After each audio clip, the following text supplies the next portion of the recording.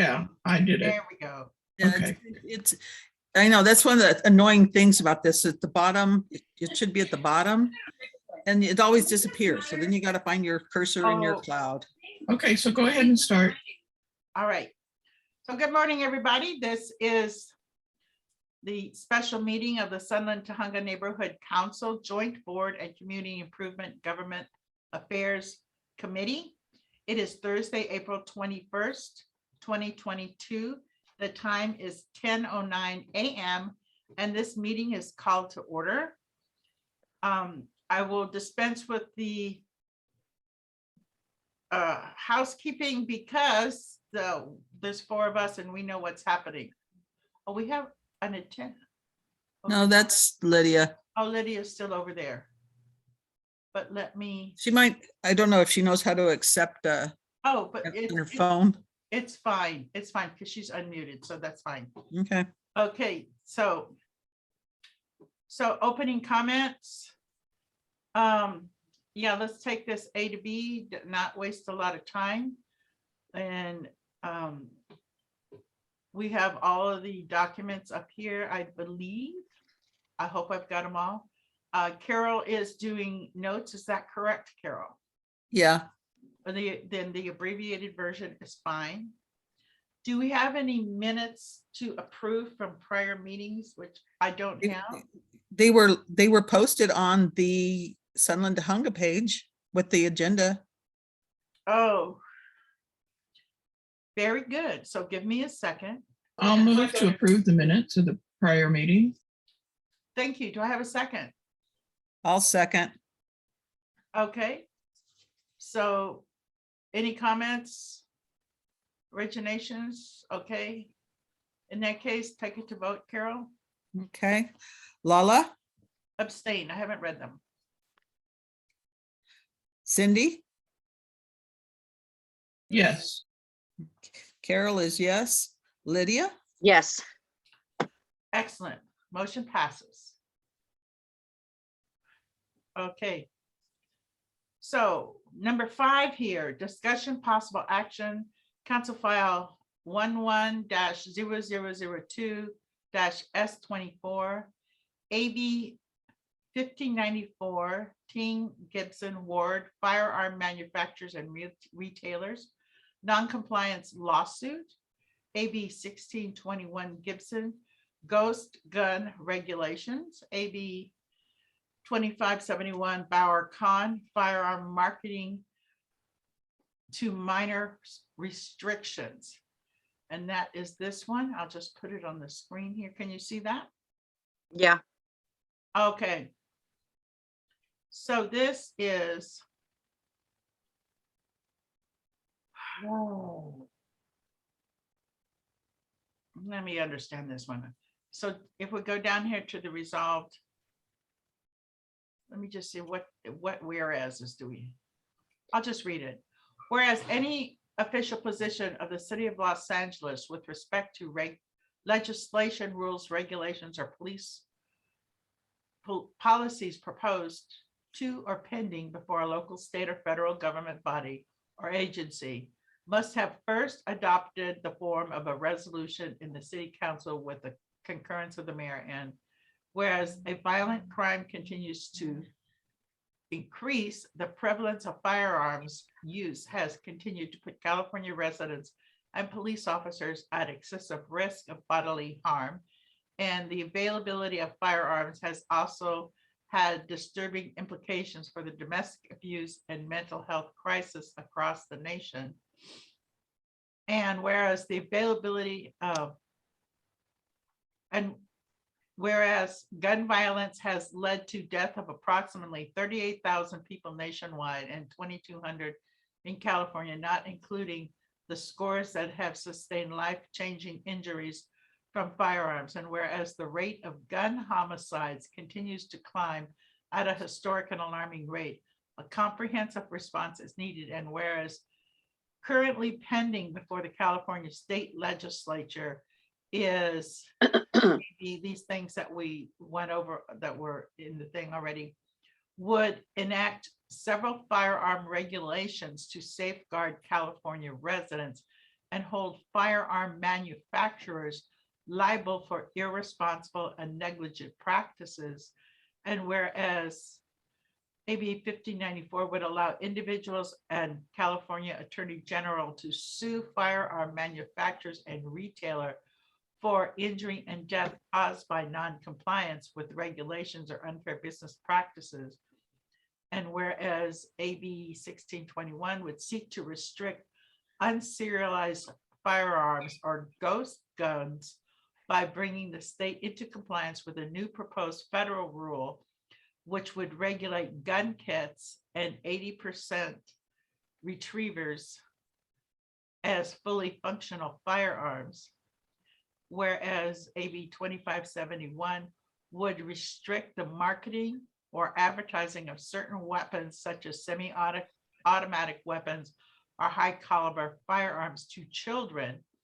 And whereas Los Angeles recorded over 352 homicides in 2021, a 12% increase over the previous year, making these protections more necessary and urgent than ever to protect the health, welfare, and safety of residents. Therefore, let it be resolved with the concurrence of the mayor that the adoption of this resolution of the city of Los Angeles hereby includes in the 2021-2022 state legislation program support for AB 1594, which would allow firearm manufacturers and retailers to be sued for non-compliance with regulations and unfair practices, AB 1621, which would enact additional ghost gun regulations, and AB 2571, which would restrict marketing certain firearms to minors. Okay, so that's, do we have comments on this? Yes, I'd like to make a comment. Yes, Lydia. Yeah, I don't like any gun legislation because we only have to look at what's happening in the Ukraine to see that the people of that country are fighting for their lives and they're using the weapons they have. The problem with our government is as soon as they start taking one piece, they take it all. And the fact is that criminals are going to get guns no matter what. This just stops people who are legal and do things correctly being limited. So I would either rather take a position of opposition or not address the issue at all. That's my personal opinion. Okay. Yeah, I totally agree with Lydia that I would be opposed to this. It is not the government's job. We have the Second Amendment, which allows for the people to own arms, and the government is just eroding that bit by bit. And the fact is, things like, whereas this would restrict marketing and advertising of certain weapons to children. Have you ever seen advertising to children? I mean, this is just ludicrous.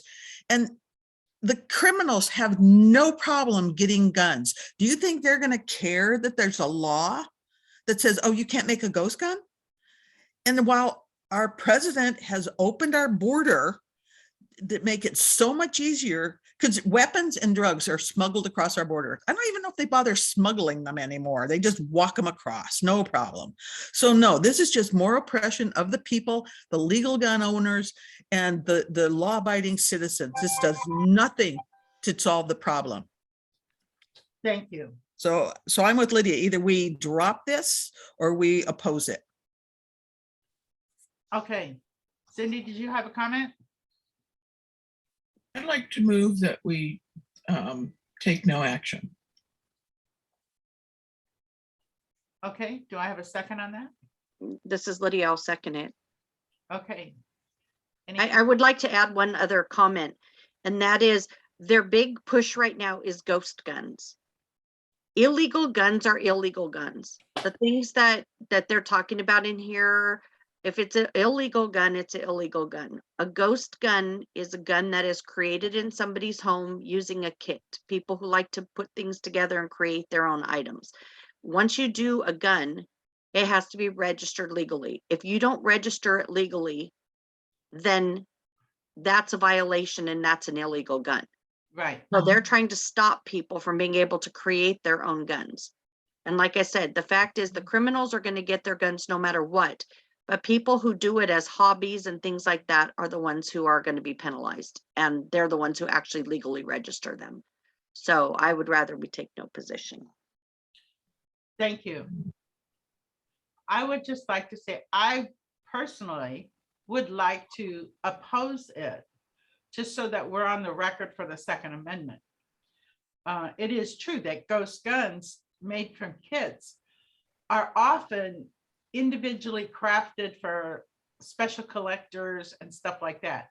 It's not the guy, you know, in his home who figures out how to do a zip gun and, you know, so he can rob the 7-Eleven. You know, I mean, those are technically ghost guns as well because they're not registered. But this is not going to affect them. So Lala, in going along with your point, do you think that taking this to the board with a no, an opposition will pass rather than a no position?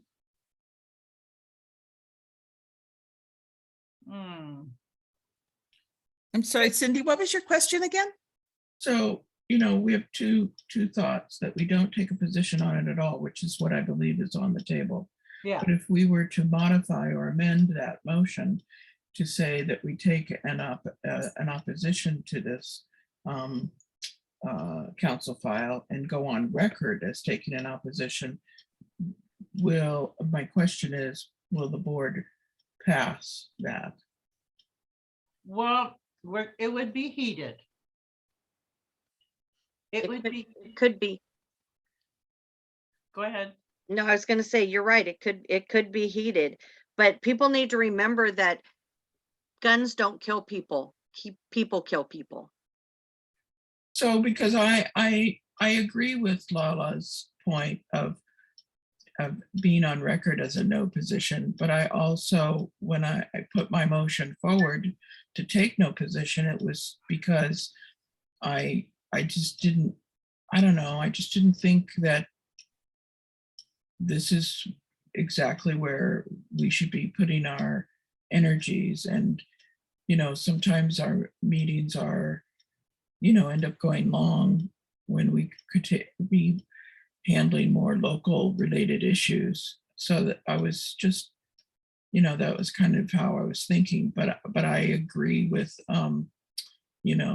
Lala, and wonder if,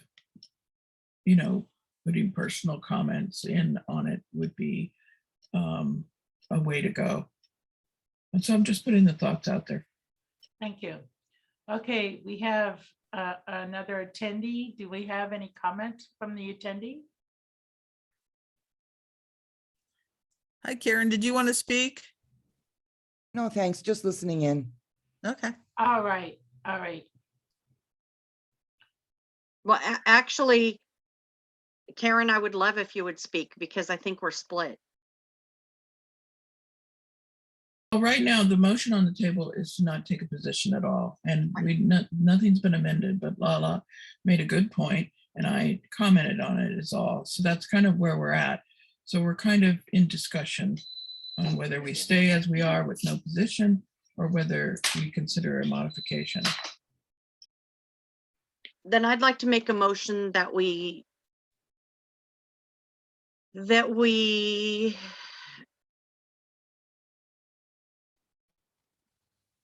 you know what? All of us are very strong people. All of us know we're going to get attacked no matter what we do.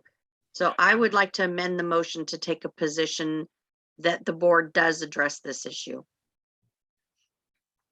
Okay, Okay, I'll second that. all right. So then the motion is we do address it with a negative we're in opposition to this. Is that correct? Correct. All right. Any further comment on this? Oh, did I get oh yeah, we have a second. Is there any further comment? Attendees?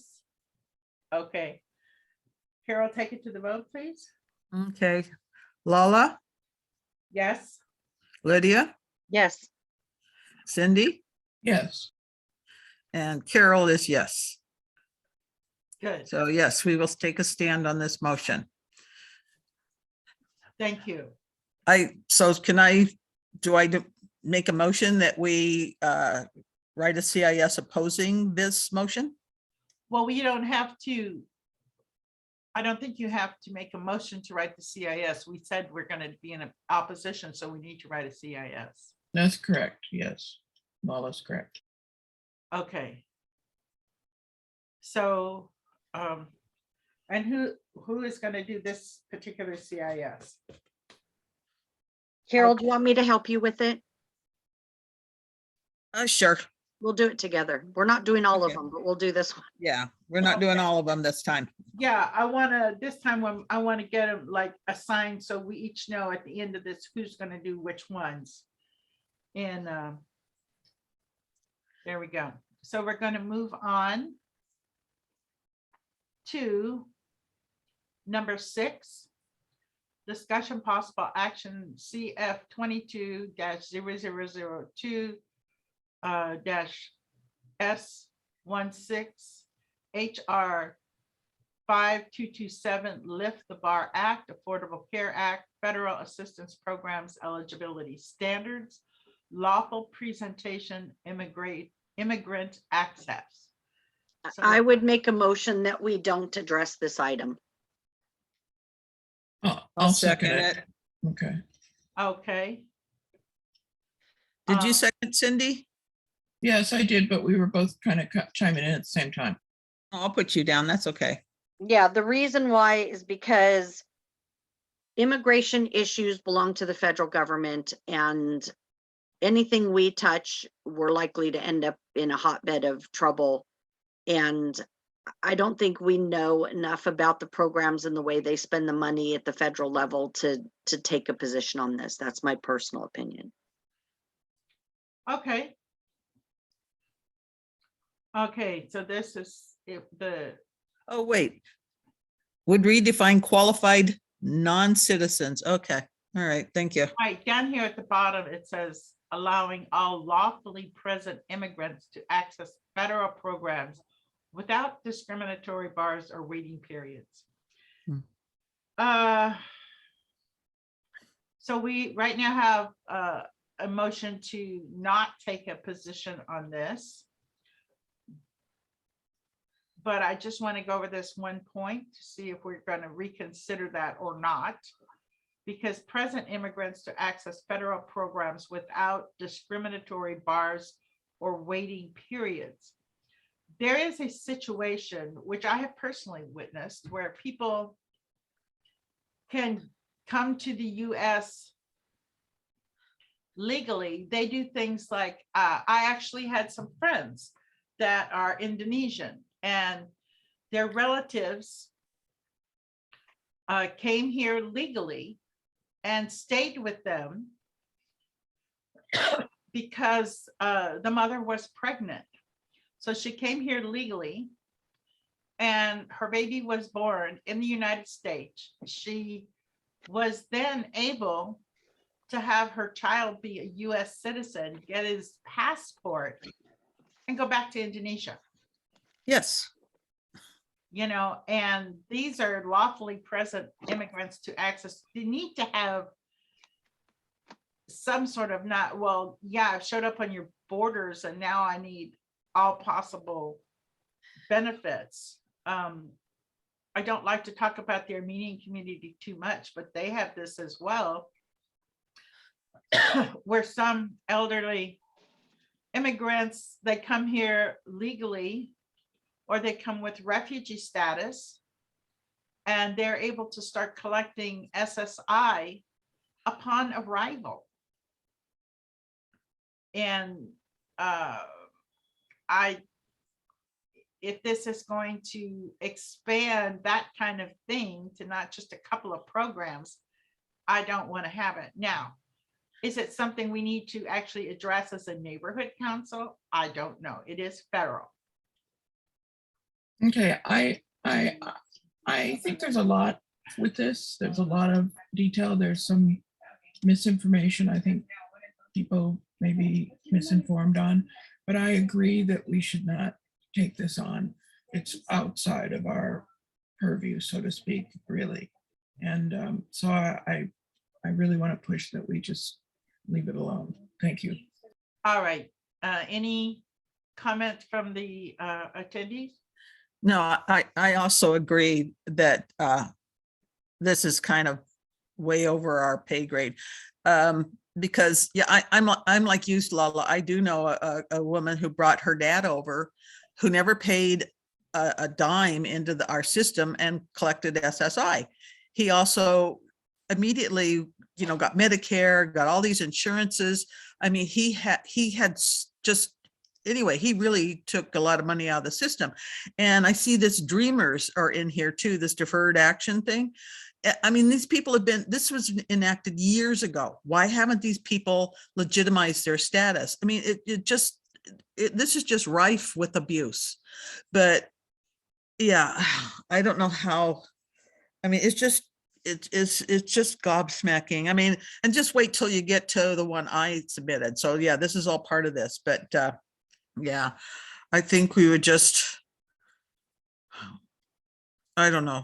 It would lawfully present immigrants. They keep changing the definition of what's lawfully present. That's the problem too. Right, So, right. anyway, Yeah, but at the same time, we're going to get into a lot of it's talking about people with green cards and people with child maltreatment victim orphans who hold special immigrant juvenile status. All this stuff is mixed in there. While I completely disagree with this, I don't know that it would do anything but get a bunch of people upset with us. well, they're already always upset with us. So it's like, Yeah, they're gonna kill us over the gun thing. So, yeah.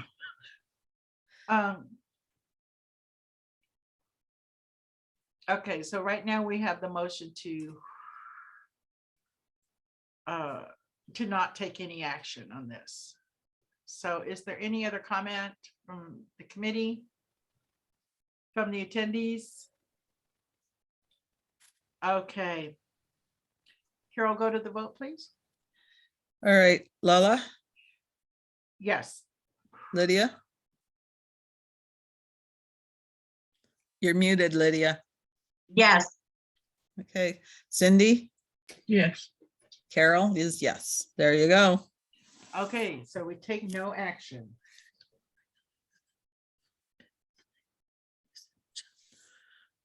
Very good.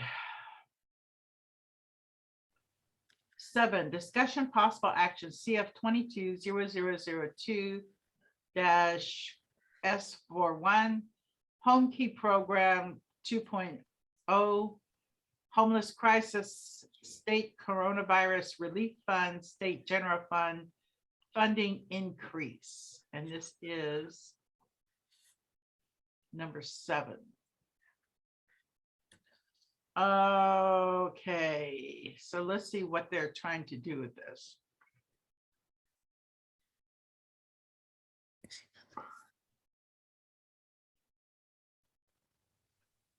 Okay, so they're basically want to increase the amount of funding available in the Home Key program.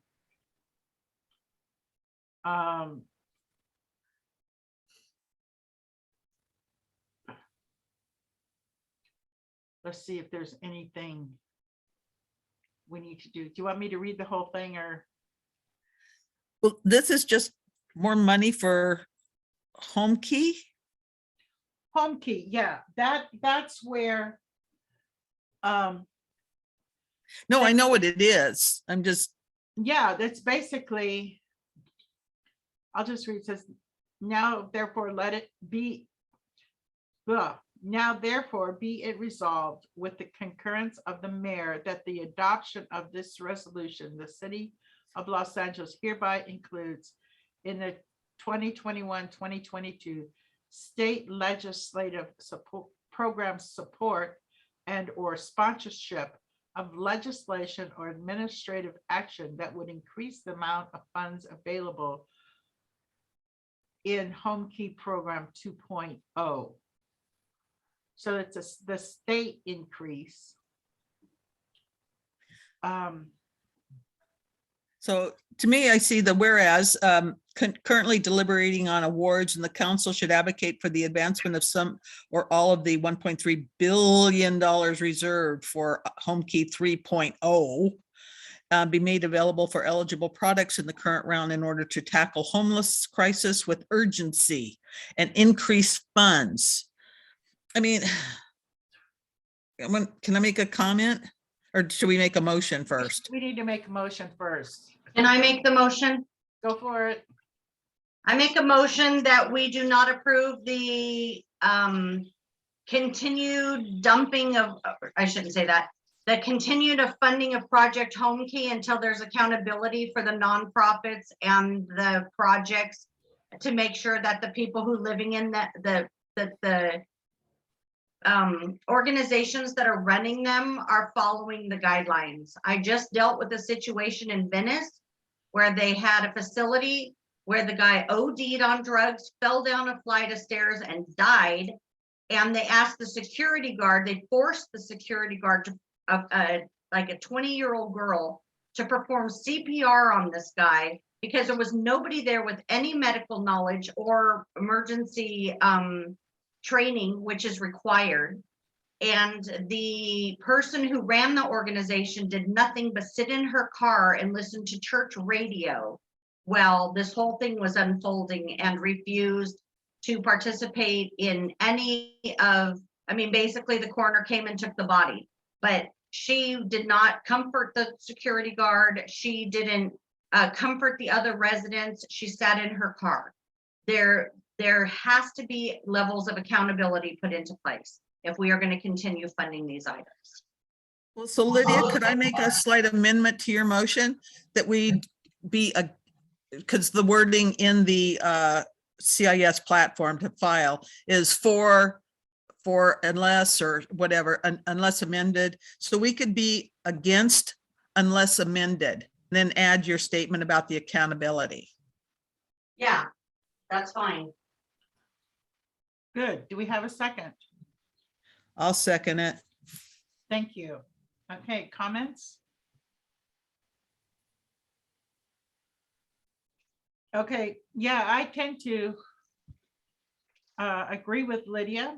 We are just throwing money at with no accountability and no enforcement of the actual rules that already exist. And I know from other studies that I have read that you're gonna feed 6 bureaucrats while you're feeding one person that needs care. So I'm applying that to this. This is just a way for a bunch of special interests to get more money without really taking care of these people that need help. So yeah, I agree against unless it's amended to include the accountability. And let me tell you something very frightening. According to the documents that we have been reviewing, when they take a hotel, and the money you're talking about is not to take care of the homeless. With Project Room Key, they actually purchase or build a hotel.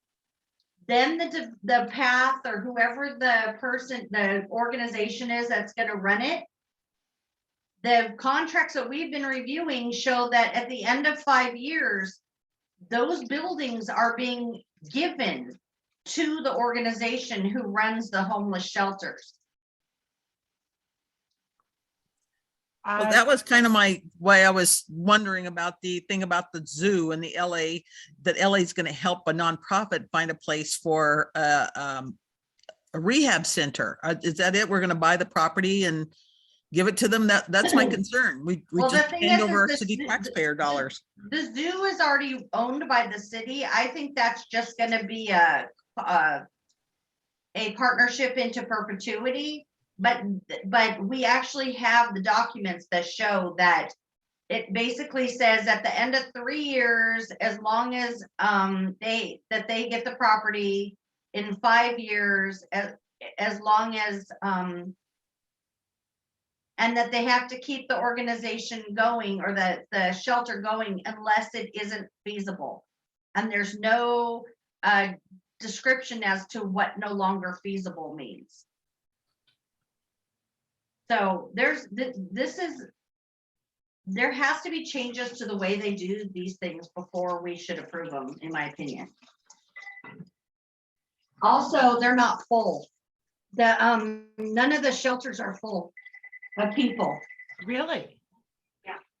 With the amount of homeless that we have, I mean, do they just not want to go in, or does nobody give them a key, or do we know? Yeah, they said it had to do with COVID, but they still aren't full. There is a website, I don't have access to it, but a friend of mine might, that actually gives the different shelters and how many beds are still available. I'll see if I can get access to that. Okay, that would be good. So do we have any other comment on this from the committee? From the attendees?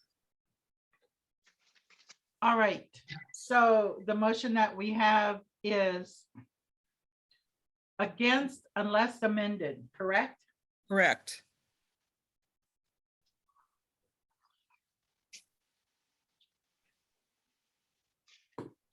All right, so if there's no other comments, we'll take this to the vote. Okay, Lala, Yes, Lydia, Yes, Cindy, Yes, and me is a yes. Okay, okay, so I will do this CIS, and Lydia, I may ask your assistance on the figures. Okay. All right. Then discussion, possible action, number 8 here, CF 20-1575. CF. Okay. Yeah, I submitted that one, Lala. If you'll stop sharing your screen. Okay, you have something to put up? Okay. Is it full screen? Let me.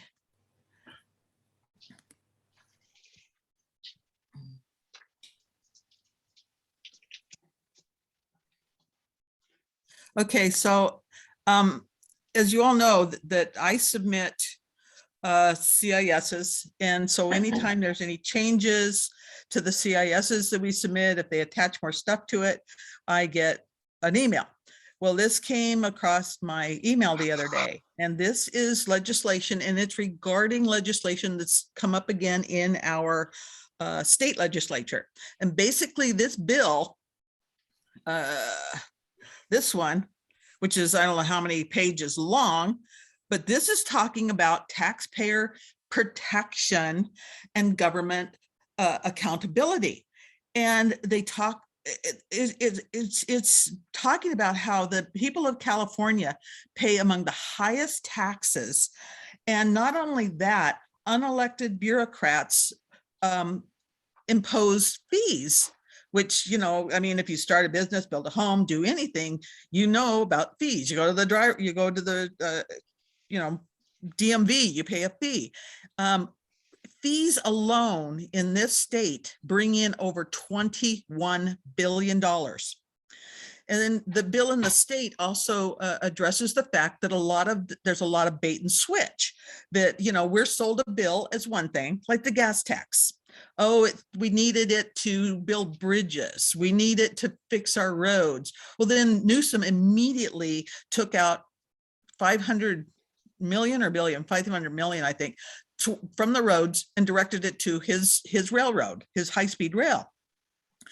And so basically this whole tax, and it's been brought up again, and the state bill mentions there's 5 or 6 bills, of which Prop 13 is one, where the voters have again and again and again voted demanding that what we vote for, if they say we're going to use this money to pave Foothill from, Lakeview Terrace to the Tonga border, then that's what the money has to be used for.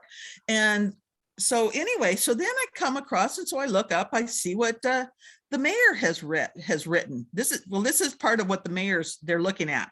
In the concurrence of the mayor, the adoption of this resolution, the city of LA opposes this amendment to the Constitution because it'll affect the way they can impose taxes, fees, and other charges. In other words, they don't want to have to stop their lying. They don't want to have to stop their bait and switch. They don't care that the taxpayers of this state are reeling from the government imposed shutdowns, from the fact that they told renters they didn't have to pay their rent, but they didn't, but mortgage owners, property owners still had to pay their bills, that everybody in this state is struggling. And all the city council and the mayor can think about is, well, gee, we can't collect more money this way. It's just gobsmacking. Anyway, so I make a motion that we oppose, that we are against this motion by the city council. I'll second it. Very good. Now, is this document that you put up the same one that I have? Exactly? I sent you the one from the state so you guys could get an idea what it was referring to. And it's I don't know how many pages, of course, of legalese and erasures and cross outs and add additions. Okay. So this is the one that's before, just went before the city council, was just made a motion. Cindy? So they're opposing, so we're going to support the opposition. We're going to support the motion to oppose. We're going to oppose, how to word it, we're against them opposing taxpayer accountability and taxpayer protection. Right.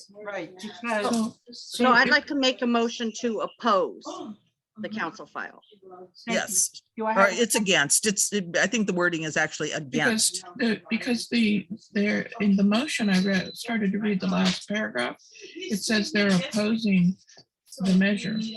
So that means that you are opposite, or it means you are in line with the city's motion. No, the state is looking to bring back, telling the state that they have to provide accountability to the taxpayers. If the taxpayers vote for something, that's where the money has to go. It can't be this bait and switch.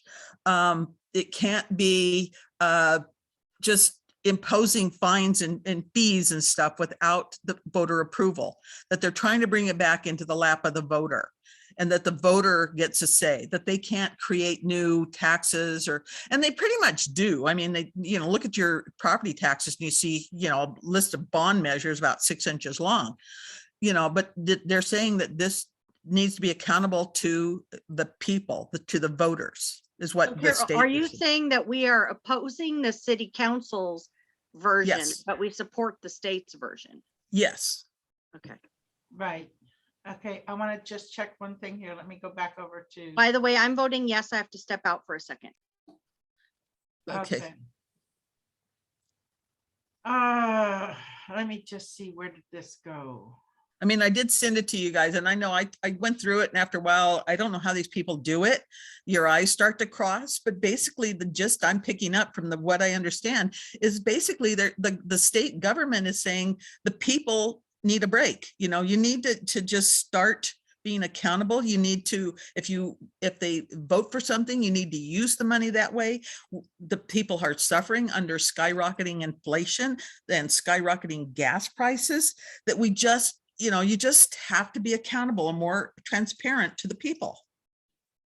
Okay, I I'm mean, still listen, not clear. impose I'm not- restrictions on the ways the state and local government can impose taxes, fees, and other charges.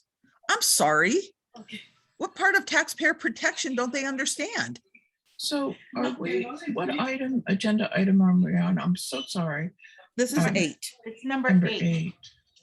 The Protection and Government Accountability Act. So the city council is saying, with the concurrence of the mayor, that by the adoption of this resolution, this LA City includes opposition to the taxpayer protection and government accountability, which would amend the state constitution to impose restrictions on the ways in which the state and local governments can impose taxes and fees and other charges. So the city is opposing this measure. Is that what we want? We do not want the city to oppose the measure, so we are against this council file because it is in opposition to taxpayer protection and government accountability. We don't want them to do, they want to do extra charges, so they're, you know, in opposition. So we oppose their opposition. But I That's, want to be sure that the wording in our, because basically. Well, we are basically, I mean, we're not weighing in on the, well, in a way, we're weighing in on the state file because we're weighing in against their opposition to the state file. So we're going to say that I want to be sure that we get this right. Well, it says, They're saying that they oppose, and we're going to say what? That we oppose their opposition. So we are for the we are state, opposing, we oppose this council file. right? And then the statement that we make will include what Carol just said. Yeah, And could you repeat that? I want to make sure that will make it easier for everybody to get this right. I just find it gobsmacking, really. Such flagrant disregard of the people of this state, of the city. Or at least the taxpayers of this city.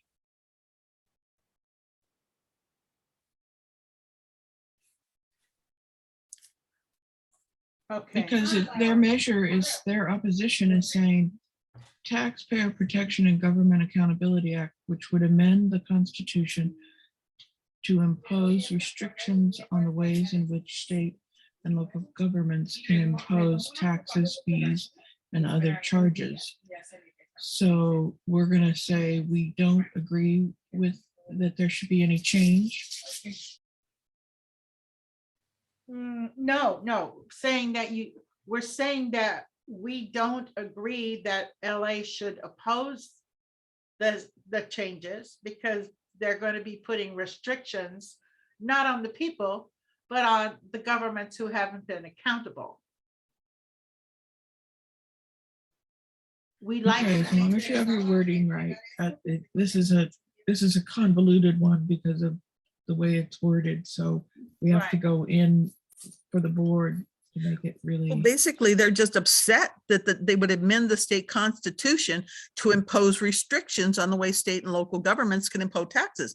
And in the state one, it says that the people that when they ever they want to raise taxes and things, they have to bring it to the voter, and they cannot do the bait and switch. They cannot say it's for one thing and then turn around and use it for another. There's an I can't remember where it is in the state one.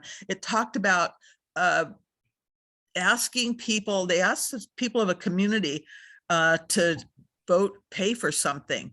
And I can't remember how it was worded, but anyway, it became a tax and it wasn't proposed as a tax. So here then the people said, okay, we'll pay for this, but then all of a sudden they're taxed for it. So it was, they weren't clear about what they did, but it was a kind of a bait and switch on the people. If you go back and you read the state one, it's more clearly. I can't bookmark things on with my computer, but it was just an example of bait and switch. I mean, basically, I mean, the fact that there should be more accountability, especially in Los Angeles, that, and they're upset about it is just, I can't believe it. I mean, really, that they're asked to be accountable and they can't, that's just intolerable to them. Right. And that there might be some limit on the amount of taxes and fees and other charges. Oh, that would be terrible. That's open checkbook. Yeah, exactly. They don't want to have to be accountable to us. They just want more money. And especially with all these programs they come up with, it's just, yeah. I mean, this is why people are fleeing this state. Mm-hmm. That's true. That's extremely true. It's one of the major reasons. And, I don't know what you guys have experienced, but I have many, many friends and acquaintances that have moved to Nevada, Texas, Tennessee, and Florida. Just droves. So, good, responsible people are just leaving. And this is part of the reason. So we need to actually get this correction done and tell the city that we do not like their opposition. We want this to be, we want the state to have this measure in. Okay, so what do we currently have on as a motion? Yes, the motion to oppose, be against This resolution. against the city. Yeah, the city. We're only voting on the city motion resolution that the city councils. Right. And it's the same, the same accountability that they demand of the citizens. The residents, any business owner has to have accountability for, like, he can't, like, steal the money and, incur bills and blah, blah, blah, blah. I mean, they could, but they pay the consequences. And the city doesn't have to pay the consequences. We do. So, all right. So do we have any further comment on this? Anything from the attendees? I'd just like to say whoever brought this forward, thank you, because this is a very important one. Whoever researched this and brought it to us, because this is a bad bill. Okay, thank you. Yeah, thank you. We have Carol to thank for that. So she was the one who caught it. All right. So a yes vote opposes the city resolution. So Carol, let's take it to vote. Okay. Lala Yes. and Lydia. Okay, Lydia had to step out, but she said she was voting yes. Cindy Yes. and Carol is yes. Okay, and I guess I will be the one writing the motion. But Karen, I will also forward you the document from the state so you can look it over. It's and just so when it comes up to the board, you can comment on it if you want. That'd be great. Thank you. Super. I'm back. Can I make a comment? Yeah. Well, we voted, but okay. Hold on. Can I You make a voted comment? yes. Yeah, go for Okay, it.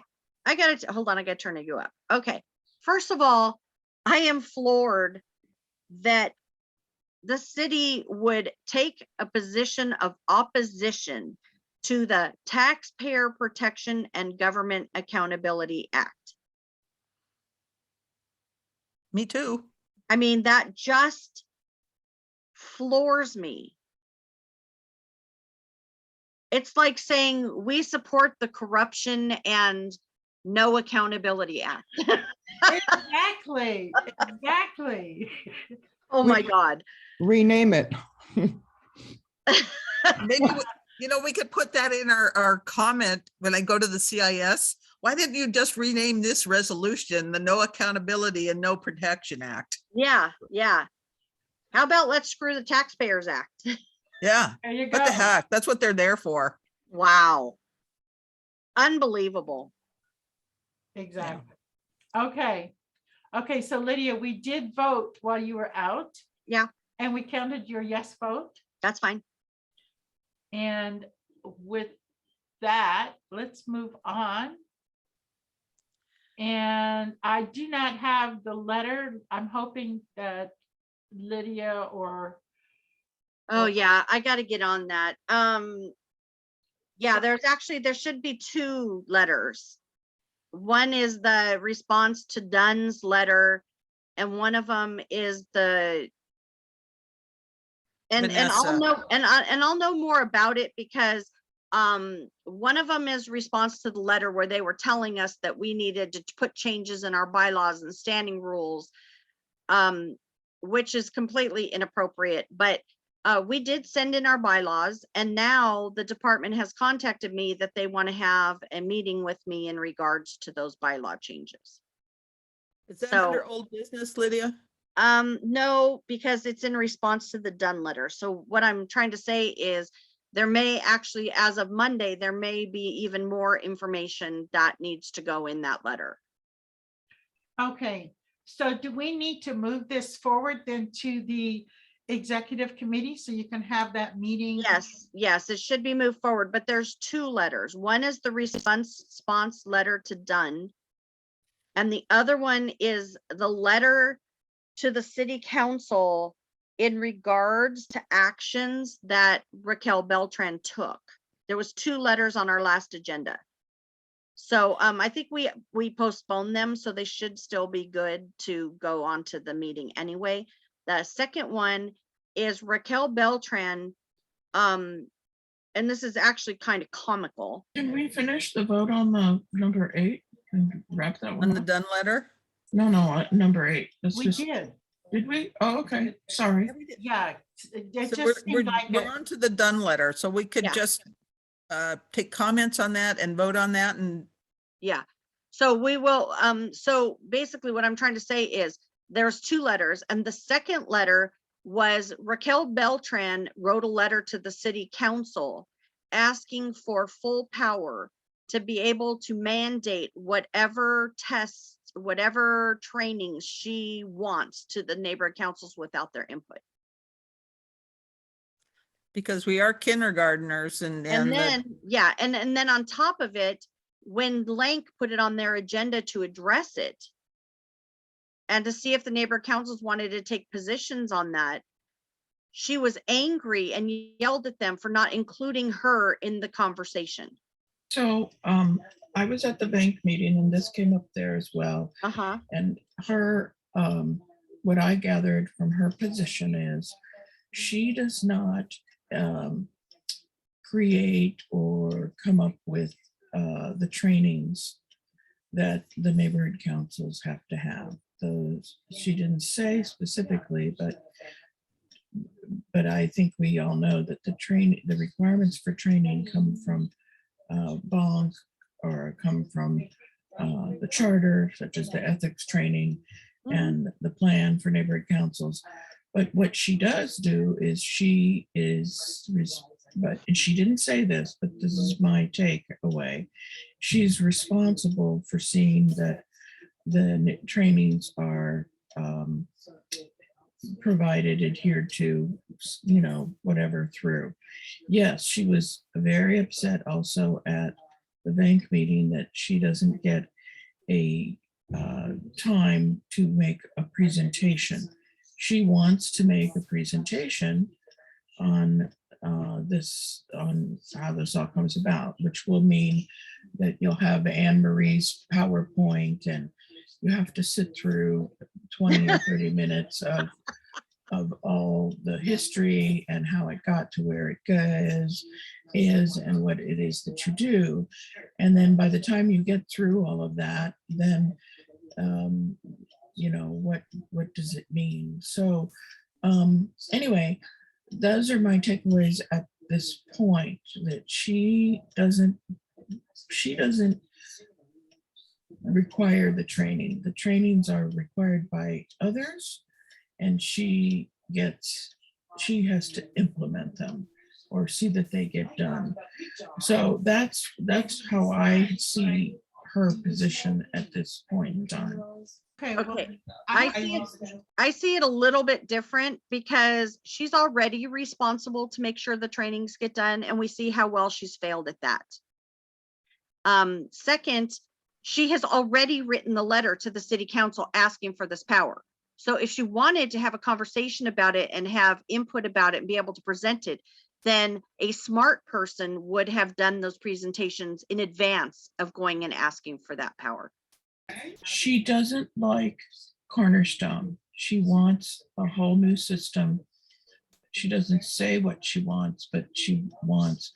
There's been input from Lang at the Lank meeting, and there's been input from the bank meeting. There are some good ideas that I thought should be considered. I think they have a work group now, though. I could be wrong because there's many of these different work groups. There's an election work group, there's something else work group, but she's made it very emphatic that she does not like the Cornerstone system. So that Has to that do she work. pushes off of her by making that the city's problem. So just wanted to clarify that. What was the other thing you said? What You has said that she's taking or she wants responsibility or she wants authority. I think that's paragraph 3 of her letter where you're identifying that. Is that what you mean? Yes, Lydia? because what she's trying to say, what happened was she's angry that the neighborhood councils fought back about the ABLE training. So she is trying to say, I will be the one who's in charge of what trainings they do. They don't get an input. I am in charge. That's what I want, is the full power to be in charge, to decide and to make sure they do the trainings that they're told to do. So how do you think it should be changed? I think it should say to the city council, dear city council, please do not allow Ms. Beltran to have the complete power that she is requesting, that the neighborhood councils are supposed to be autonomous to the city and they're supposed to advise the city. And this power grab is exactly the opposite of what the city charter states, that they are supposed to be supportive of neighborhood councils. And in fact, had Ms. Beltran gone to the neighborhood councils and asked about this and gotten input about this before she wrote this letter, then she would have been doing her job as required by the city charter. But instead, she is trying to continue to grab power over the neighborhood councils. Another example of that is her motion to take complete power over the neighborhood councils in the code of conduct, where she would be given the ultimate power to be able to remove any board members that she felt should be removed based on any allegations that were made without due process. This is a continued problem with the department manager trying to control the neighborhood councils and the neighborhood council system instead of following the city charter as to how the neighborhood councils are supposed to be supported. Oh, I think that the points, though, need to be short, to the point that you're they can be. That's my whole thought. opposed to that sentence that gives her the power. But you also need to have a suggestion for how do you think that the neighborhood councils should be responsible for their training? I think I told you I'm decluttering, and I've been seeing things for how grievances were handled way back when we really handled them ourselves. And I thought that they were done, been looking back on this stuff very well. So maybe those kinds of suggestions could come back into play. I don't know. I don't think that the department has provided enough hard evidence to justify her, what did you call it, autonomous authority, because she takes feedback from anybody who pushes out Anybody who pushes her agenda. who pushes out information that isn't, as you say, due process. There's no research and investigation. It's the letter even says observations. It's their observations that Yeah, that their slant. there's, yes, and what they see. So there's no place to um, um, address it. You don't get the opportunity to address why, you know, and we have to be very careful. I mean, so anyway, I just make mention of these certain points, and we should make, it to the point and short. Okay, well, we'll work on the letter. I have kind of the first draft and points in it, but I know Carol will help me finish it. Okay, so now that is what we're discussing at the moment is Raquel doing the, So yes, I move that there be a draft letter prepared for response to the letter, and we should probably put a date on that letter. Yeah, the two. I have it right here. There's 2 letters, but like I said, I don't know that we can vote on it, but we may not need to because it was an item that was postponed at the last meeting. It was already voted on by us. okay, so on the letter regarding Raquel, we don't have to vote on it because it was already on the agenda and it will be on the next agenda. Yeah, it's her March 10th letter. Is that the one about meeting observations and concerns about formal complaints received alleging exclusion and or discrimination by the Sutherland Tavern Neighborhood Council board members? And they identified in here the one, there were 1, 2, 3, 4, 5, 6, 7, 8, 9, 10, 11 grievances they're claiming. And they hang on. talk about 5 different suggestions. I think we're mixing letters again. This seems to be Yeah, the that could third be. letter. Yeah, so number 9 is the letter Cindy just spoke about. So, Oh, okay, so I'm losing track. So in the Dunn letter, Lydia made a motion to move this to the executive committee. So move the letter to the executive Yes. committee. Lydia will have the letter. Yes, and there should, like I said, Oh. there's 2 letters. Okay, are this you is only including one that of with them. this Dunn letter? Well, Yes, let's take them one at a time. Name they're them. not Okay. on both on the agenda. So the, Okay, but we have other business and Business. we have other new business and any old business. so let's clarify the So Dunn we don't letter. need to take action on number 9. It's already on our agenda from last time. Okay, so Okay. then it's known as, instead of calling it the Dunn letter, we should call it the Dunn March 10th, 2022 letter. Okay, Can we just add the date? Yeah. So to clarify it? Yeah. Okay, all right, so you're referring that to the executive committee? Yeah, I go with that. Well, No problem. it already is with the executive committee because. Okay. Okay, So so I what's don't the think next one? now, so then, so now that is separate from Raquel's the letter to the city council about training. yes, so we can use that as under new business, but it's already again was on our agenda last month. So would that be old business then? Well, Yes, okay, and what letter is that? that's the letter in response to Raquel's letter to the city council. Oh, Okay, so both of these letters then are on, they're slated for the next agenda, the May board agenda. Yes, Good. So we do not need to vote on this at this time, but we just know that it's going to be on that agenda where it will go to the board. yes. Good. Okay, so no action. Go ahead, Cindy. could we just clarify that the second letter that she's referring to, maybe we could indicate its date so that we know the difference between the two. The one in number 9 is specific to the STNC. The one in number 10, the one in this now this other one that you're talking about is for all the whole neighborhood council system, I believe.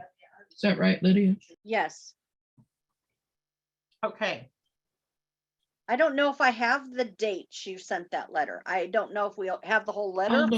I'll look for it so I can get that to Carol. So just Okay. so it's in their minutes, Okay. that's all.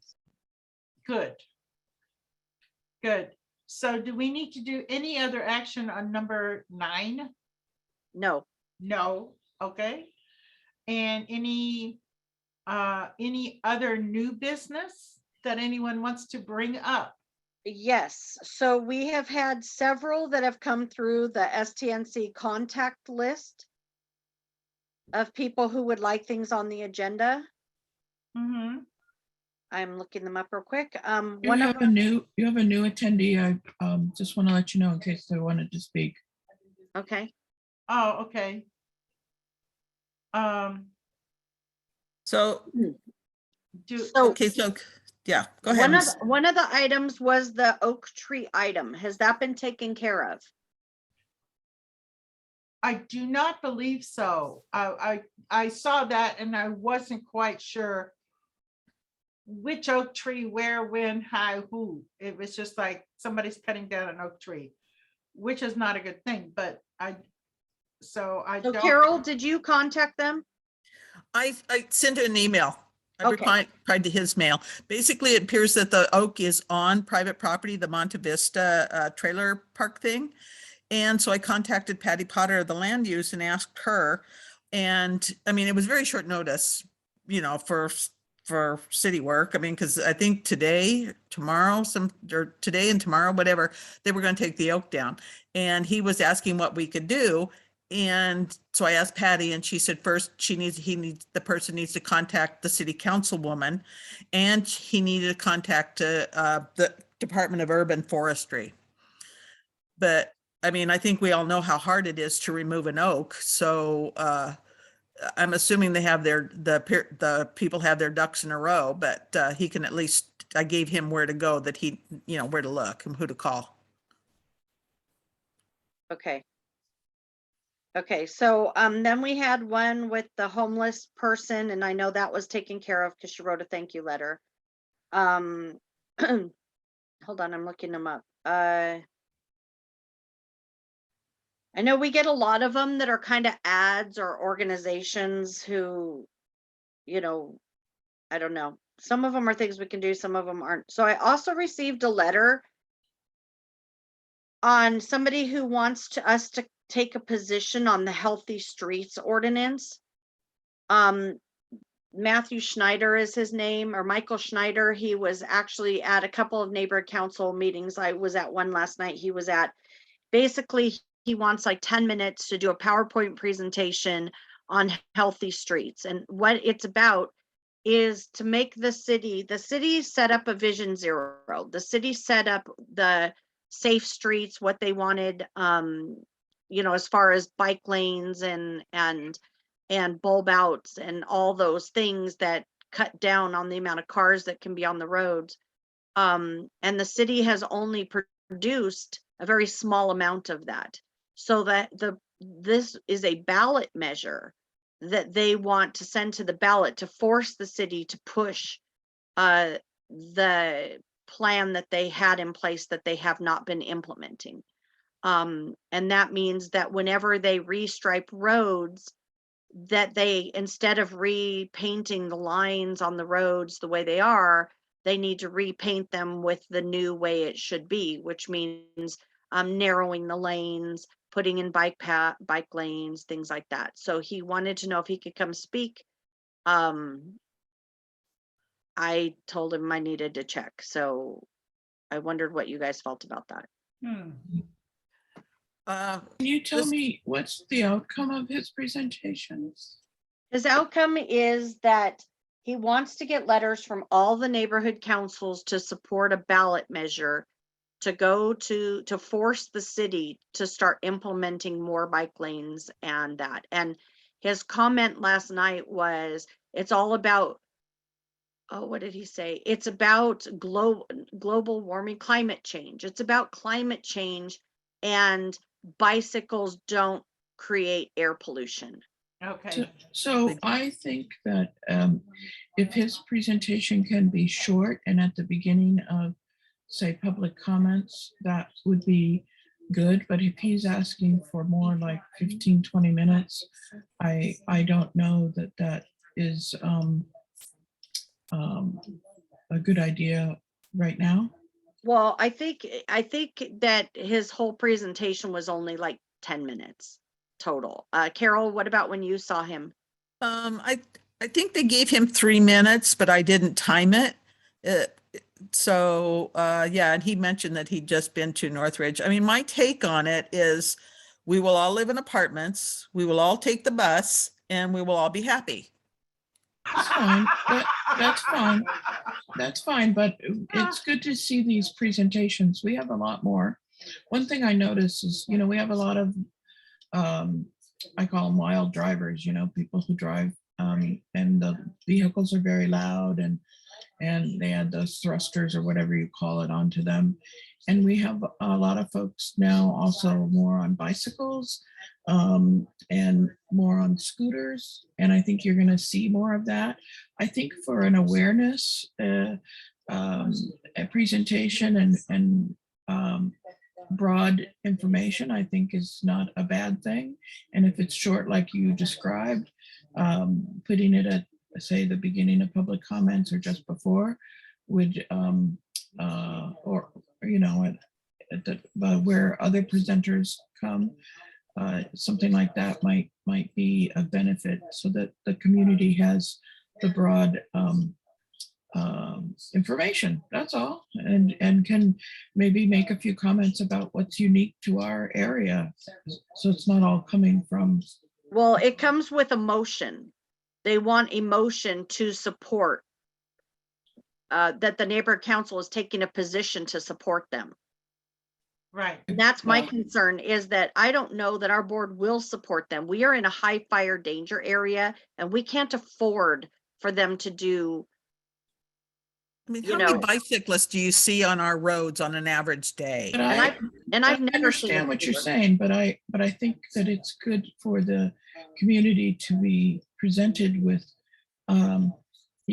all this information and options. I understand, and we have every weekend cyclists that come through here. Right. And But they're and not on people Easter with- Sunday, Okay. I had an encounter with a cyclist on Easter Sunday. So you never know. Right, Okay, but I think the issue is they're not talking about putting in bike lanes for recreation. They're talking about putting in bike lanes, so that's how you will go to work and to the grocery store. He even Oh. said that last night. So why don't you just refer this to the stat committee, and where we have traffic and transportation? Wouldn't that be the better thing? Oh, that might be a great idea. yeah, I think yeah. that's a good idea. Yeah, I like that. And it's like, I don't have anything against anybody making a presentation, because there is freedom of speech. Absolutely. However, my personal opinion is that aligning bike lanes with global warming is totally ludicrous. And the bad drivers are going to continue to be bad drivers on more narrow streets. They're not going to improve their driving because we put in a bike lane. And if this were to come to the board, I would hope that we would vote in opposition to his motion. But I think sending it to the stat committee would be an excellent idea. I think that that's a good idea too. I'll go ahead and talk, I'll forward it to Pat and talk to her about it. Okay, but before we forward, I have a comment from Karen. Yes. Yeah, I think it's a good idea to have what is being suggested and the road diets, because they are happening. And I think that whether any individuals opposed or for it, that the community should hear it. So Ditto on sending it to stat, safe, Pat's group would be a good idea. Yeah, and one thing that they're leaving out here, and that really needs to be considered in all of this, is people with disabilities. Absolutely. A lot of people aren't going to walk to the bus station, which, by the way, they need to clean up before the majority of people would even use it. So I think, just somehow keep in mind or bring it forth that what about people with disabilities? It's just not feasible for a lot of people. Yeah, I mean, this thing, if it were to pass, I'd be out of luck. Yep. Me too. I would be completely out of luck because unless I got a motor scooter or A golf cart. yeah, I'd go for that. but No, or how about people with families? I mean, you got 4 kids and you're gonna go visit grandma. You're gonna Right. take 4 kids on whatever the bus comes along with maybe all the stuff you're toting to grandma's. I mean, it's the same with this tramway that's going in downtown. They expect people to ride the train down to catch the tram to go up to Caesar Park. And it's like the homeless are now using it. There's no cops. The metro is becoming very dangerous, and yet we're forcing people to take it without any protection, without any service. It's just out of control. But I think you're right. It needs to be brought to the people, that the community needs to be made aware, because, one of the things I hear and that I just, is, oh, why didn't anybody tell me? So we can only do what we can. And I think send us a stat and let them get it out and talk about it. wonderful. Okay, so I don't think we need to vote on that. Particularly, it can just be whoever's got the data forwarded over to Pat. Yeah, I'll Ask do it. her to Put it on the agenda. Okay. Okay, wonderful. Do we have any other new business? I suppose I don't know if this is the right place for it, but I'm gonna have surgery like the Friday after the next board meeting.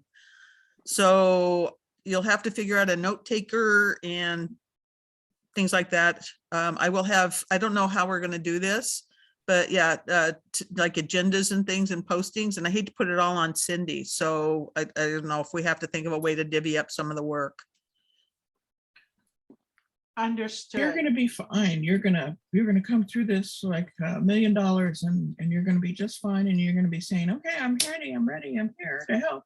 No, we'll all pitch know, in. but And My mommy's gonna be here for, I'm gonna have this big major surgery, and then my mommy is coming to take care of me. So for her. it's gonna be a rough recovery there for several weeks. Okay. So And Carol's supposed to be on bed. She's not supposed to get out of bed for like a month, right, Carol?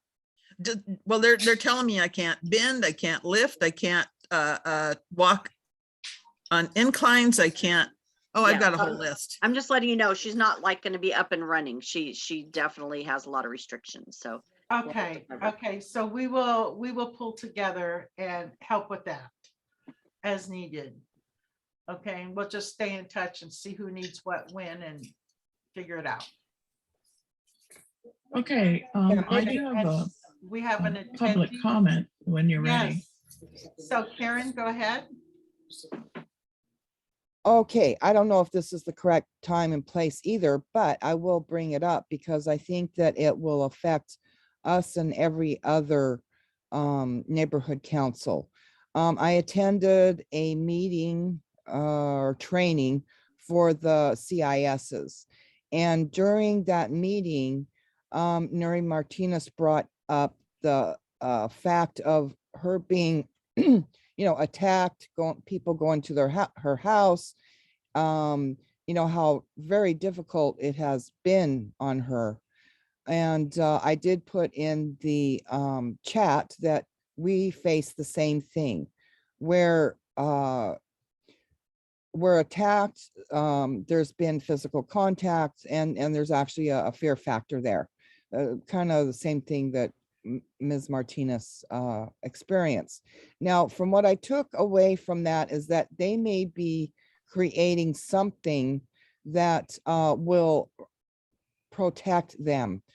I'd kind of like to keep an eye on what they're doing in that area. And I would suggest that we ask for the same for ourselves. So I don't even know what department, because they, what committee they send the stuff to. It sometimes doesn't make any rhyme or reason, but I think if once that comes forth, and I'm pretty sure it is, that we mirror and ask for the same protections. So that's it. Thank you. Thank you. Okay, thank I you. have a comment that kind of piggybacks on that. And that is, we're on new business. Should we write a letter? I've asked Raquel to do it, but she said no. I would make a suggestion though, that we write a letter to her and forward it to Nuri Martinez, basically asking for the city or the department to do an RFP, request for proposal for security for neighborhood council meetings. When we go back to in-person meetings right now, they're saying, oh, LAPD will show up if you need them. But I think that we should be able to have a security guard at our meetings if we choose to. And the only way that'll happen is if the city does an RFP. So I would like to make a motion that we write a letter to the city, to Raquel Beltran and to the city council, requesting an RFP for security for neighborhood council meetings. So I don't think you don't have this on the agenda, so you're really just making a comment, Lydia. So I think it should go on to a future agenda, whether it's the EC or the full board. Then why do we have new business? Yeah, we have new business. You're making a suggestion, it goes on the next agenda. Yeah, 'cause you Okay, need the that's item fine. on We'll it. just do it that way. Okay. Now, I actually have a question on that. If we have new business, if I was at a board meeting for a company, I could make a motion. You can have a motion made from the floor. It doesn't always have to be on the agenda to be a motion. Yes, other And- boards can do that, but not neighborhood councils. We have to have our agenda items on the posted agenda Okay. because we're under the So- Brown Act. Oh, I see. I see. Where that's construed as a Brown Act because somebody brought it up and it wasn't agendized. I see. So, But you're making a suggestion for a future agenda item, not a bad suggestion. Let's, okay, so do we want to, Lydia, do you think we want to put that on the executive agenda or do we want to put it on next month? Well, I say let's put it on the executive agenda instead of waiting around, because Yeah, they're going to actually, open. Because I actually feel that that's an administrative issue, don't you think, Cindy? Yes, I do. Okay, So we can put I it on believe the, this topic should be on the EC meeting. next okay, EC. then we'll move it to the executive committee. Good. So now, you ready for my little public comment? Yes. Okay, all right. So the federal grants monies, housing and community development funds are, there's 2 meetings coming up, Tuesday, May 3rd, 5:30 to 6:30, and Wednesday, May 4th, 5:30 to 6:30. They're both Zoom meetings. This is with regards to Mayor Garcetti's proposed budget for over 140 million in housing and community development federal grants. Projects include housing, parks, shelters, small business support, and more. So they want people to attend and participate in these meetings. We have participated in them before, and Summa-Tahunga has benefited from community development block grant funds in the past. So I am just, it's posted up on the website and it's also on Facebook. If you can help to promote, to get people to participate in this. What in my experience in the past, a lot of people come in from shelters, the shelters type environment, such as domestic violence and things like that. so they get a lot of the funds. It's all about who shows up. So participate and show up, and maybe there can be some funding that will come our way for some of the things that the community would like to see to help improve the community. And if you want to know more, just the flyers are there. They're in English and Spanish. And thank you very much. Thank you. Thank you. Okay, so we were actually finishing up any other new business, which is, that's fine to be a new business. 11 is any old business. Is there any old business we need to take up? Nope. Any Wouldn't update? that be Vanessa's letter? Are We we, got it. We got it. We so that's already taken got it. care of? Yeah, we're gonna put it, it's already on the agenda. We're gonna take care of it. Okay. Okay, good. Lala, my hand's up. I have a comment in regards to Cindy's comment. Yeah, And that is, so there's money available. 2,000, I think it's $2,500 that can go to any organization, including the neighborhood council. But we would have to agendize it, but I have a suggestion, and that is Carol or Cindy. If one of you could send that, especially probably Cindy, because you have access to it, could you send that to Roger Clem? I And gave have it to them him, last night. They got it last night. okay, Yeah. have them submit it for the tree trimming he wants done. Oh, that's a Okay, good idea. I did send them all that this morning, and I sent it to Marjorie to send around. And I can rewrite and just say, look at this for tree trimming. Yeah. And 'cause- I also sent it to the Stark Committee. You know, maybe there's something in there that they can use. Yeah, my only question is, and Cindy, I thought the deadline for applying for that money was really soon. I don't know. There's a couple of things. There was the $2,500 for the beautification grant from, and then this thing that I just announced is something to participate in for federal money. So they're two different things. Yeah, so I want to make sure that the committees or whoever get those. The only thing is if they vote on it in their committee, we're going to have a special meeting to pass it through the board for it to go through to the city. If they Mhm. do it through the neighborhood council committees. Well, Yeah, it's some of too the late. others. Yeah, it's too late for this month. So that it wouldn't even go on their agendas until the end of next month. except for Stark. Yeah. Well, Stark, I think's already submitted theirs too. Yeah, they've already submitted theirs. So. And yeah, just a thought. So I had one other thing under new business I wanted to bring up real quick, Lala. And that is, I attended the Korean American Federation of North LA, their swearing in of their new leadership. And I got an email from them today, and I wanted to read it real quick. It popped up while I was here, just so you guys would know. It says, "Dear President Lydia, we're very pleased to greet you again and thank you deeply for your generosity and presence of our 10th installation of officers ceremony. KAFNLA shall continue to spearhead a social networking, voting power, education, health, and welfare of the Korean American community in the northern Los Angeles County area. We look forward to you and your continued partnership and collaboration for years to come." So I wanted to bring that up because in case, Lala, you wanted to reach out to them, or for the education committee, or for anybody else, they really do want to partner with us. So just giving the heads up. Wonderful, wonderful. Can you forward that to me? Sure will. Thank you. Thank you. Okay. All right. So we finished with new business. And is there any other old business? Lydia still has her hand up. Nope, I'm taking it down. Okay. All right. So update, follow up on prior committee recommendations. Is there anything we haven't covered? All right. General public comment. Do we have any general public comments?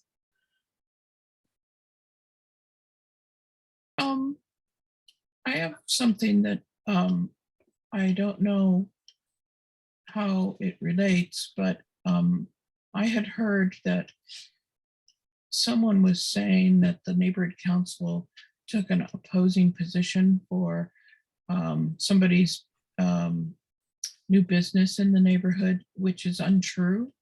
Yeah. And I I think that we should perhaps talk about, not now, this is just general public comment, and so I'm not expecting, excuse me, feedback, but I think that it might be to our advantage to, or talk about whether we should even respond to these types of things that come up that put the neighborhood council in a negative light to the public. That seems what its intent. It could be construed that that's its intention, and that's not the case. It's not true, or any of that.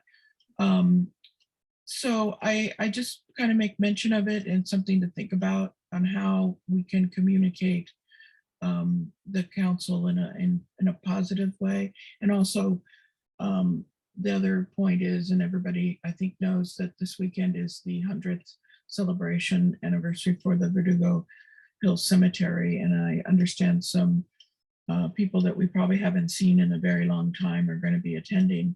So look forward to seeing you there if our paths should cross, because it's an all-day event. Okay, thank you. Thank you. And on that last, Carol, did you want to, not Carol, Karen, did you want to give us a little bit more on the celebration and what is going to happen? I, for one, didn't realize that it was an all-day event. And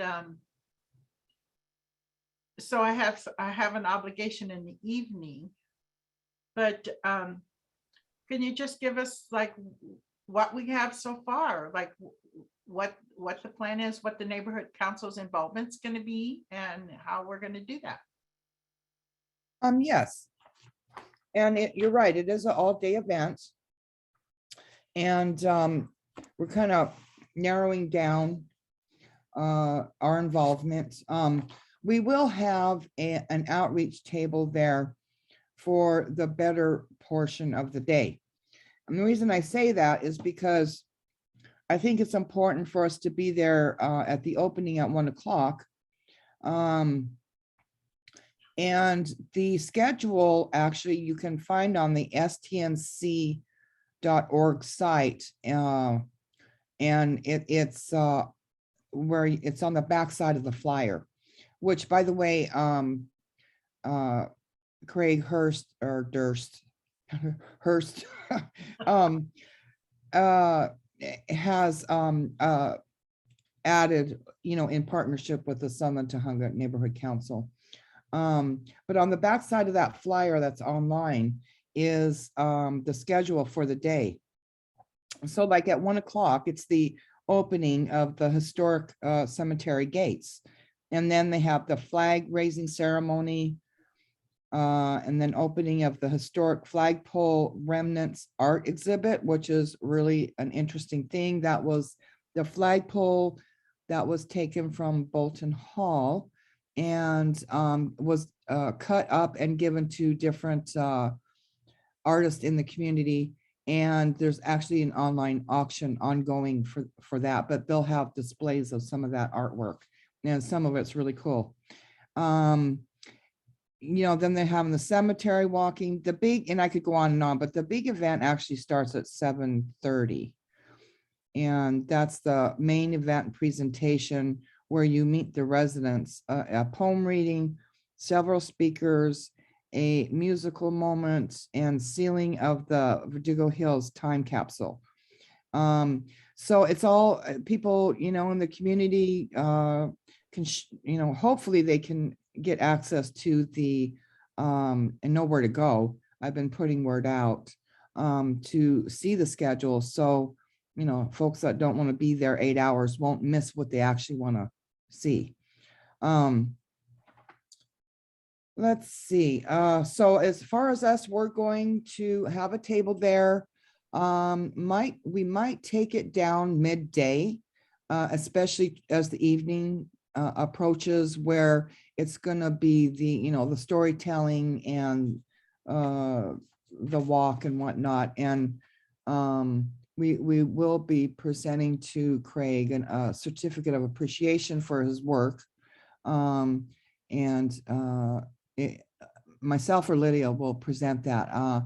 Craig doesn't know this, but we're going to be presenting that to him. But I did ask him for the mic for like 2 or 3 minutes at the most. So yeah, so, and it's supposed to be a nice cool day, not going to rain, shouldn't be a lot of wind. It might just be a perfect day, but it will get cool in the evening. So we'll be there with our outreach table and have our items to pass out and bring awareness of the STNC. Thank you. Wonderful. Thank you very much. Thank you. May I ask a question? Sure. So Karen, call me when we're done with this meeting, but I wanted to ask you, do you need help getting tables and chairs and the easy up out and set up? No, actually Cheryl's going to help me with that. Okay, I'm going to bring a full-size table, I think. Or I've got even a mid-sized table. Might go with that. But I'm actually going to go to storage and pull out 4 or 5 chairs. I have the table, and then Cheryl's bringing her pop-up. So I'm going to be there at 12 o'clock and set up way ahead of time. okay, And so we're set that we just need a little manning of the table. So, we can, the people, we can enjoy it too. We can wander off and have someone man it, but, Mhm. yeah, so we'll probably end up just being there, formally a half the day. I'm still thinking of what to do with that, but that's what I'm thinking. because I don't mind, well, we can talk offline, but I don't mind being there and staying as long as need to be. I mean, I could stay all day if I needed to, so we'll talk about it. Okay. Yeah, maybe we plan of action Yeah. and, okay, thanks. Okay, Yeah, thank you very much. I am planning to be there for part of the afternoon, and I'll let you know about that, Karen, as soon as I have my schedule worked out fully. Okay, do we have any other comments? Can I comment one more thing? Yes, you may. Okay, if I know that you'll be coming, I will pass out your shirts, the ones that are needing shirts. And if I get my act together real quick today, I'm gonna get the business cards printed and do that too. So, Oh, good. That would be wonderful. Chris needs his shirt. I have mine. Chris needs. okay, Okay. yeah, and I'm keeping track of who has it and who doesn't. I just don't know. I don't want to haul them all. Just let me know who's attending or will be there, even if it's just to pick up a shirt. Okay. So, There might be a way to get people up there. yeah. All right. Thank you. Okay, thank you very much. Do I have any other comments? Okay, well, thank you very much. I think we got a lot done today. And I appreciate all of you attending. And if there's nothing else, this meeting is adjourned. It is 11:46 a.m. And thank you so much for being here. Thank you. thank you. Bye. Bye-bye.